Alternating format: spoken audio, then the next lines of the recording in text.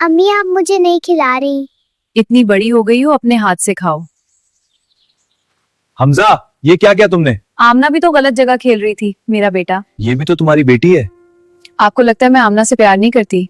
बेटियों को ज्यादा प्यार की आदत नहीं डालते, उन्हें दूसरे घर जाना होता है। इनकी तरबियत सख्त होनी चाहिए। लेकिन वो भी बहुत छोटी है। वाह, आमना तो बहुत अच्छी टॉयज बनाती है। आपने मेरे बेटे का काम नहीं देखा, वो बहुत पोतराफी है माशाल्लाह। आमिना, इतनी देर हो गई, तुम अभी तक सो रही हो? कोई ख्याल है सराल के घर जाकर हमें शर्मिंदा करोगी? आमना से कह दे मैं जब सो रहा होता हूँ तो लाइट ऑन ना किया करे। अम्मी मैं पढ़ रही होती हूँ, हमजा कहता है लाइट ऑफ कर दो। आमिना तुम बाहर बैठकर पढ़ लिया करो, भाई को क्यों तंग करती हो? लेकिन जब हमजा जाग रहा होता है तो सारी रात लाइट ऑन रहती है, मैं तो कुछ नहीं कहती।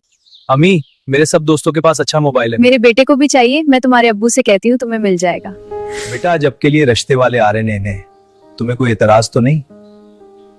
बेटी, लोग अच्छे हैं, लड़का भी अच्छा है। ठीक है अब्बू, जैसी आप लोगों की मर्जी। अब्बू मैं तो नाइंसाफी और जुल्म सहने की पूरी ट्रेनिंग ले चुकी हूँ, अब फर्क नहीं पड़ता वो कैसे हैं, वैसे ही होंगे जैसे मेरे अपने हैं। आमना बेटी तुम आ गई? जी अम्मी, आज सोचा अपने घर आऊं। अम्मी अब कैसी हैं और अब्बू कैसा है, बिजनेस कैसा चल रहा है? बेटर मैं ठीक हूँ और तुम्हारा अब्बू भी ठीक है। हमजा का बिजनेस ठीक नहीं चल रहा, हालात कुछ अच्छे नहीं है।